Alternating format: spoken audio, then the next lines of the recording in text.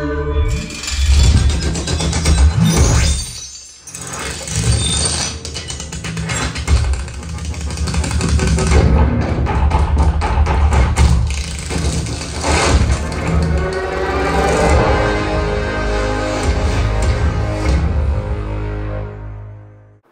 Viewers, வணக்கம்.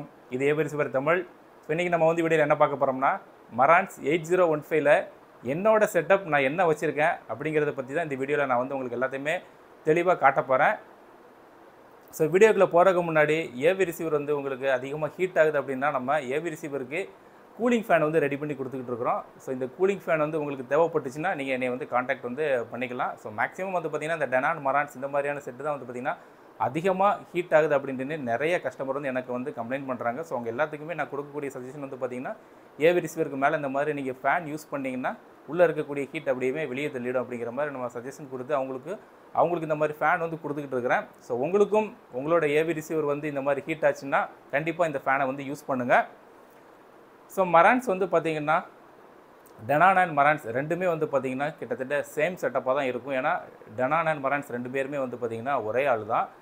So மரான்ஸில் இப்போ நம்ம எந்த மாதிரியான செட்டப் வந்து யூஸ் பண்ணுறோம் அப்படின்னு பார்த்தீங்கன்னா, மேக்ஸிமம் நம்ம எல்லா ஏவி ரிசீவருக்குமே, அதாவது டெனான் அண்ட் மரான்ஸ் எல்லா ரிசீவருக்குமே எந்த மாதிரியான செட்டப் பண்ணுவோம் அப்படின்னு பார்த்தீங்கன்னா, ஆடிசையில் XT32 அப்படிங்கிற சாஃப்ட்வேர் மூலமாக தான் நம்ம கேலிப்ரேஷன் வந்து பண்ணுவோம். ஸோ இந்த மாதிரி கேலிப்ரேஷன் பண்ணுறனால எக்கோ வந்து அவ்வளோவா வராது. இப்போ நம்ம ஹாலில் வந்து பார்த்திங்கன்னா எந்த ஒரு அக்வோஸ்டிக்ஸ் வந்து எதுவுமே கிடையாது.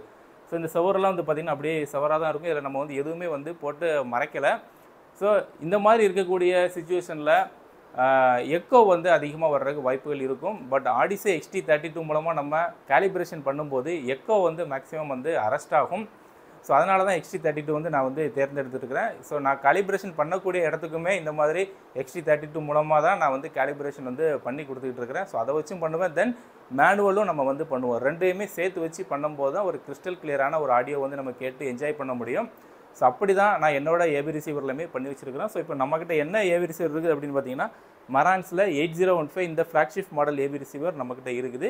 ஸோ இதில் என்னென்ன செட்டிங்ஸ்லாம் நான் வந்து பண்ணியிருக்கிறேன் அப்படின்னா, XT32 தான் ஃபஸ்ட் நம்ம வந்து பண்ணியிருக்கிறோம். ஸோ இந்த XT32 வந்து அதோட இஷ்டத்துக்கு எல்லாமே வந்து பண்ணோம். ஸோ அதோட இஷ்டத்துக்கு பண்ணினாலும் தென் அதற்கப்புறம் எனக்கு தேவையான மாதிரி அந்த வீட்டுக்கு எந்த மாதிரியான ஃப்ரீக்வன்சி வந்து ஆக்ட் ஆகுது அப்படின்ட்டுன்னு அந்த கிராஃபில் பார்த்து அதற்கு தகுந்த மாதிரியான கிராஸ் ஓவர் எல்லாமே நம்ம வந்து செட் பண்ணியிருப்போம். தென் டிஸ்டன்ஸுமே வந்து பார்த்திங்கன்னா என்னோடய வீட்டுக்கு என்னோடய ஸ்பீக்கர் எவ்வளோ டிஸ்டன்ஸில் இருக்குது அப்படிங்கிற மாதிரி தான் நான் வந்து டிஸ்டன்ஸ் வந்து செட் பண்ணியிருப்பேன்.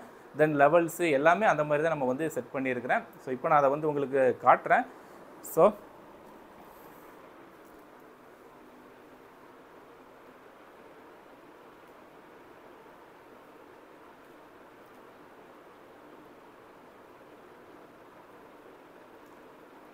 இப்போ என்ன செட்டப் இருக்குது அப்படின்னா, நம்ம ஃபஸ்ட்டு எதில் பார்க்கணுன்னா, ஸ்பீக்கரில் போய்ட்டு மேனுவல் செட்டப்பில் தான் பார்க்கணும்.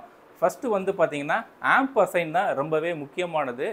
ஒரு ஏவி ரிசீவருக்கு எத்தனை ஸ்பீக்கர் நம்ம வந்து கொடுத்துருக்குறோமோ அதற்கு தகுந்த மாதிரியான ஒரு ஆம்ப் அசைன் வந்து நம்ம செட் பண்ணணும். இப்போ நம்மளோட வீட்டில் வந்து பார்த்திங்கன்னா LCR 3, தென் சரவுண்ட் வந்து பார்த்திங்கன்னா கிளிப்ஸில் இருக்குது. தென் ஃப்ரண்ட்டு ஹைட்டு நான் வந்து யூஸ் பண்ணியிருக்கிறேன், அது வந்து யமஹாவோட ஸ்பீக்கரு. தென் டாப் ரியர் வந்து பார்த்திங்கன்னா SVSல உள்ள சேட்டலைட் ப்ரைம் அப்படிங்கிற ஸ்பீக்கர் வந்து டாப் ரியராக நான் வந்து கொடுத்துருக்குறேன். ஸோ அதை தான் ஃபஸ்ட்டு நம்ம ஆம்ப் அசைனில் நம்ம செட் பண்ணணும். ஸோ ஆம்ப் அசைனில் போயிட்டு நான் 13.1 சேனலில் நான் வந்து தேர்ந்தெடுத்துருக்கிறேன்.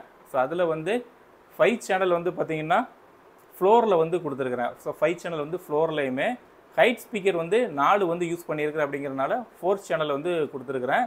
தென் ஃப்ரண்ட் லேஅவுட் வந்து பார்த்திங்கன்னா ஃப்ரண்ட் ஹைட்டாக நான் வந்து கொடுத்துருக்குறேன். ஸோ ஃப்ரண்ட் ஹைட்டில் நான் வந்து செவத்திலே தான் வந்து ஃபிக்ஸ் பண்ணியிருக்கிறேன். அதனால் இதை நான் வந்து ஃப்ரண்ட் லேஅவுட்டில் கொடுத்துருக்குறேன். ரியர் லேஅவுட் வந்து பார்த்திங்கன்னா, அதாவது ரியர் ஸ்பீக்கர், அதாவது அது வந்து டாப் ரியர் அப்படின்ட்டுன்னு கொடுத்துருக்குறேன். ஸோ நான் எந்த மாதிரியான ஸ்பீக்கர் வந்து யூஸ் பண்ணுறேன் அப்படிங்கிறது இதில் நமக்கு வந்து படத்திலே வந்து தெரிஞ்சிடும். இந்த வந்துருக்குதா டாப் ரியர் வந்து சீலிங் ஸ்பீக்கரு. தென் இது வந்து ஃப்ரண்ட் ஹைட் வந்து வால் ஸ்பீக்கரு. ஸோ இது வந்து 5 ஸ்பீக்கர்ஸ் வந்து கீழே வந்து கொடுத்துருக்குறோம். தென் இதில் வேறு என்னெல்லாம் இருக்குதுன்னு பார்த்தீங்கன்னா, Zone 2க்கும் Zone 3க்கும் ப்ரீ அவுட் வந்து வர்ற மாதிரி காட்டுது. ஸோ நம்ம ஜோன்லாம் வந்து யூஸ் பண்ணலை. ஸோ இதோட டெர்மினல், ஸ்பீக்கர் டெர்மினல் வந்து எப்படி இருக்குது அப்படிங்கிறத இப்போ நம்ம வந்து பார்க்கலாம்.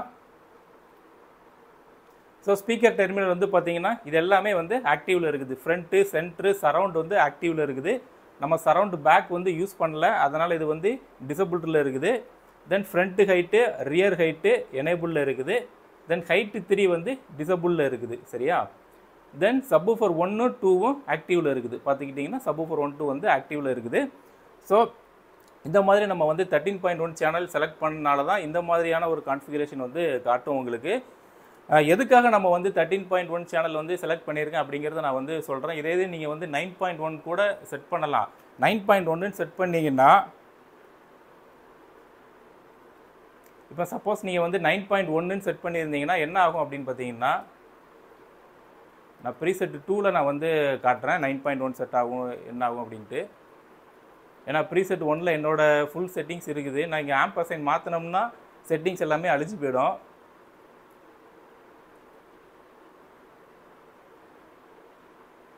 இப்போ 9.1 கொடுத்தோம்னா ப்ளஸ் ஜோன் 2க்கும் ஆக்டிவ் ஆகும். ஜோன் 2க்குமே ஸ்பீக்கர் கான்ஃபிகரேஷன் வந்து போகும். ஸோ அதே மாதிரியே நான் வந்து கொடுக்குறேன் பாருங்கள். உங்களுக்கு என்ன ஆகுது அப்படின்னு 5 சேனலு, கீழே வந்து ஹைட் ஸ்பீக்கர் வந்து 4 சேனலு, ஃப்ரண்ட் ஹைட்டு, டாப் ரியர்ன்ட்டுன்னு. ஸோ என்னோட வீட்டில் இருக்கிற மாதிரியான ஸ்பீக்கர் வந்து நான் வந்து அசைன் பண்ணியாச்சு. இங்கே வந்து பார்த்தீங்கன்னா 9.1 சேனல் ப்ளஸ் ஜோன் 2 அப்படின்ட்டுன்னு செலக்ட் ஆகுது. இப்போ வியூ டெர்மினலில் போய் பார்த்தீங்கன்னா ஜோன் 2 இந்த இடம் வந்து பார்த்தீங்கன்னா என்னோட பழைய செட்டிங்கில் டிசபிள் ஆகிருக்கும். இப்போ பார்த்தீங்கன்னா 9.1 சேனல் கொடுக்கும்போது இந்த இடம் வந்து எனேபிள் ஆகிருக்கும். ஸோ இந்த மாதிரி எனேபிள் ஆகிருந்ததுன்னா இதில் வந்து நம்ம ஸ்பீக்கர் வந்து கனெக்ஷன் வந்து பண்ணணும். பட் ஜோன் 2க்கு நமக்கு சம்மந்தமே கிடையாது. நம்ம யாருமே அந்த மாதிரி யூஸ் பண்ண மாட்டோம். ஜோன் 2னா வேறு ரூமில் ஒரு 2 ஸ்பீக்கரை கொண்டு எடுத்துகிட்டு போயிட்டு நம்ம செட் பண்ணுறது. ஸோ இது நம்ம வந்து பண்ண மாட்டோம். பட் இந்த மாதிரியான 9.1 சேனல் ப்ளஸ் ஜோன் 2 கொடுத்தீங்கன்னா இது வந்து ஸ்பீக்கர் டெர்மினல் அவுட்டு வந்து வெளியில் வரும். ஸோ அந்த மாதிரி வரக்கூடிய சுச்சுவேஷனில் நீங்கள் வந்து எம்டியாக விட்டிங்கன்னா, அதாவது ஸ்பீக்கர் அவுட் வெளியே வர இடத்துல எம்டியாக விட்டோம்னா ஆம்ப்ளிஃபையர் அடி வாங்குறதுக்கு வாய்ப்புகள் வந்து அதிகம் இருக்குது. சப்போஸ் நீங்கள் தெரியாமல் ஜோன் 2 வந்து செலக்ட் பண்ணிட்டீங்கன்னா, ஜோன் 2 ப்ளஸ் மெயின் அப்படிங்கிறத நீங்கள் வந்து செலக்ட் பண்ணிட்டீங்கன்னா எல்லா இடத்துலையுமே லைன் வர ஆரம்பிச்சிடும். இந்த இடத்துல நீங்கள் வந்து ஸ்பீக்கர் கனெக்ட் பண்ணாத பட்சத்தில் ஸ்பீக்கர் அடி வாங்குறதுக்கு வாய்ப்புகள் வந்து அதிகமாக இருக்குது. அதனால தான் இந்த மாதிரி 9.1 சேனல் அப்படிங்கிறத நான் வந்து செலக்ட் பண்ணல. அதனால் மட்டும்தான் இதுக்கப்புறமேட்டு வந்து பார்த்தீங்கன்னா எல்லாமே 7 சேனலுக்கு உண்டானதாக வரும்.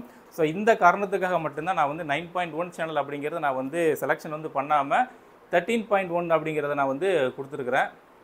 தென் இப்போ நம்ம இந்த மாதிரியான ஸ்பீக்கர் கான்ஃபிகரேஷன் வந்து செலக்ட் பண்ணும்போது நமக்கு கீழே வந்து என்னென்ன ஆடியோலாம் சப்போர்ட் ஆகும் அப்படிங்கிறது கீழே நமக்கு வந்து தெரிஞ்சிடும். ஸோ இந்த மாதிரி கான்ஃபிகரேஷனில் டால்பி அட்மாஸ் சப்போர்ட் பண்ணோம், டிடிஎஸ் எக்ஸ் சப்போர்ட் பண்ணோம், தென் ஆரோ 3டியும் வந்து சப்போர்ட் பண்ணோம். ஸோ மெயினான இந்த கான்ஃபிகரேஷன் வந்து சூஸ் பண்ணதுக்கு உண்டான காரணமே ஆரோ 3டி எனக்கு வரணும் அப்படிங்கிறதுக்காக தான் மெயினாக நான் வந்து சூஸ் பண்ணியிருக்கிறேன். ஸோ ஆரோ 3டி வரணும்னா இந்த ஃப்ரண்ட் ஹைட் ஸ்பீக்கர்ஸ் வந்து கம்பல்சரி எனேபிள் பண்ணால் மட்டும்தான் ஆரோ 3டி வரும். ஸோ இந்த மாதிரி ஃப்ரண்ட் ஹைட்டு நீங்கள் வந்து செலக்ட் பண்ணலன்னா ஆரோ 3டி அப்படிங்கிறது வராது. அப்படி இல்லைன்னா டாப் ஃப்ரண்ட் அப்படிங்கிறத செலக்ட் பண்ணாலும் ஆரோ 3டி வந்து வரும். அதையும் நம்ம வந்து செலக்ட் பண்ணி இதில் காட்டுறோம் உங்களுக்கு. ஸோ இதில் வந்து பார்த்தீங்கன்னா இப்போ டாப் ஃப்ரண்ட்டுன்னு இருக்குது. ஸோ டாப் ஃப்ரண்ட் கொடுத்தாலும் ஆரோ 3டி அப்படிங்கிறது வரும். இந்த மாதிரி ஃப்ரண்ட் ஸ்பீக்கர் எனேபிளில் இருந்தால் மட்டும்தான் ஆரோ 3டி அப்படிங்கிறது வந்து எனேபிள் ஆகும்.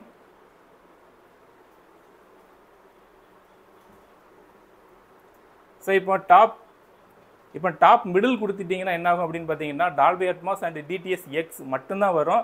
ஆரோ 3டி அப்படிங்கிறது வராது. ஒரு கஸ்டமர் வந்து ஒருத்தங்களை வந்து கூப்பிட்டு காலிப்ரேஷன் பண்ணணும், ஸ்பீக்கர் செட்டப் பண்ணணும் அப்படின்ட்டுன்னு நீங்கள் யாராவது கூப்பிட்டீங்கன்னா நீங்கள் கொஞ்சம் தெளிவாக இருங்க. ஃப்ரண்ட் ஸ்பீக்கர் வந்து கண்டிப்பாக எனேபிள் வந்து பண்ண சொல்லுங்கள். நீங்கள் இந்த ஆப் அசைனில் அவங்க வாட்டுக்கு டாப் மிடில் ஏதோ ஒன்று கொடுத்துட்டாங்கன்னா ஆரோ 3டி அப்படிங்கிற அந்த ஆப்ஷனே வந்து உங்களுக்கு ஏவி ரிசீவர் வந்து எனேபிள் வந்து வராது. ஸோ அந்த ஃப்ரண்ட் ஸ்பீக்கர் கண்டிப்பாக எனேபிள் பண்ணியிருக்கணும். அடுத்தது வந்து பார்த்தீங்கன்னா ஸ்பீக்கர் கான்ஃபிகரேஷன். ஸோ இந்த ஸ்பீக்கர் கான்ஃபிகரேஷனுமே முக்கியமானது தான்.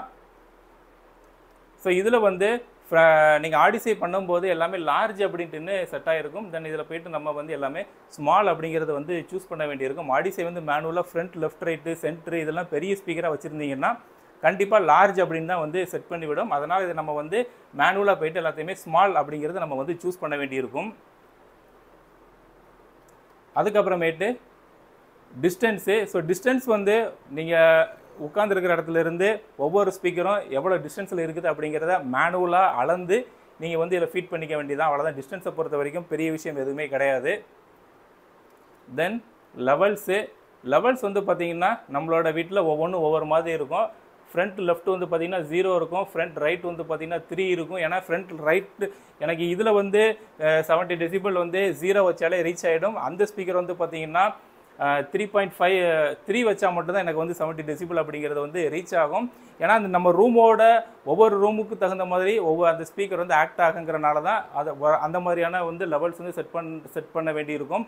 இப்போ இதே இதில் 0 வச்சுட்டு இதுலேயும் நீங்கள் 0 வச்சுட்டிங்கன்னா என்ன ஆகும் அப்படின்னு பார்த்தீங்கன்னா இதில் வந்து 70 இருக்கும், அதில் வந்து 65 தான் இருக்கும். ஸோ நீங்கள் வந்து ப்ளே பண்ணும்போது இதில் வந்து அதிகமாக சவுண்டு கேட்ட மாதிரி இருக்கும், இதிலிருந்து சவுண்டே வந்த மாதிரி இருக்காது. சரிங்களா? அதனால தான் இதில் வந்து 0 செட் ஆகிருக்குது, இதில் வந்து எனக்கு +3 அப்படிங்கிறது வந்து செட் ஆகிருக்குது. சென்டர் வந்து பார்த்தீங்கன்னா 3.5 அப்படிங்கிறத நம்ம வந்து செட் பண்ணியிருக்கோம். அது மாதிரி சரவுண்ட் வந்து பார்த்தீங்கன்னா எனக்கு -3.5லேயே எனக்கு தேவையான டெசிபிள் வந்து எனக்கு கிடச்சிருச்சு சரவுண்ட் ரைட்டுக்கு. அதனால் -3.5ன்னு நான் வந்து செட் பண்ணியிருக்கிறேன். தென் சரவுண்ட் லெஃப்ட் வந்து பார்த்தீங்கன்னா -2.5 வரும்போது எனக்கு தேவையான அந்த லெவல்ஸ் வந்து கிடச்சிருச்சு. இது நம்ம ரெண்டையுமே சேமாக வச்சுருந்தோம்னா ஒரு சைடு அதிகமாகவும் ஒரு சைடு கம்மியாகவும் படிக்கிற மாதிரி இருக்கும். அதனால தான் இந்த வேல்யூ வந்து என்னோடய ரூமுக்கு தகுந்த மாதிரி நான் வந்து செட் பண்ணியிருக்கிறேன். அது மாதிரி ஃப்ரண்ட் ஹைட் வந்து பார்த்தீங்கன்னா கரெக்டாக இருக்குது. இது ஃப்ரண்ட் ஹைட் வந்து 2 இருக்குது. அது மாதிரி டாப் ரியர் வந்து பார்த்தீங்கன்னா 2.5 இது ரெண்டுமே கரெக்டாக இருக்குது. சப்வூஃபர் வந்து பார்த்தீங்கன்னா -1 வந்து நான் வந்து செட் பண்ணியிருக்கிறேன். ஏன்னா இதற்கு மேலே நம்ம வாட்டி இன்க்ரீஸ் பண்ணிட்டு போனோம்னா சப்வூஃபர் வந்து ஒரு மாதிரி உதற மாதிரி ஆயிடும். கரெக்டாக நமக்கு வந்து எந்த லெவல்ஸில் பஞ்ச் கரெக்டாக வருதோ அதுக்கு தகுந்த மாதிரி அந்த சப்வூஃபர் லெவல் வந்து நம்ம செட் பண்ணியிருக்கிறோம். ஸோ இந்த வேல்யூவை அப்படியே பார்த்து உங்களோட ஏபி ரிசீவரில் நீங்கள் கொடுத்துட்டீங்கன்னா இருக்கிற சவுண்டும் இல்லாமல் போயிடும். அதனால் தயவு செஞ்சு யாருமே இந்த வேல்யூவை எடுத்து அப்படியே உங்களோட ஏபி ரிசீவரில் வந்து கொடுத்துடாதீங்க. இது நம்ம ப்ராப்பராக அந்த ஃப்ரீக்வன்சியில் அந்த ரூமுக்கு எப்படி ஆக்ட் ஆகுது அப்படிங்கிறத பார்த்து கரெக்டாக நம்ம வந்து செட் பண்ணி வச்சுருக்கிறோம். அடுத்தது பார்த்தீங்கன்னா கிராஸ் ஓவர்.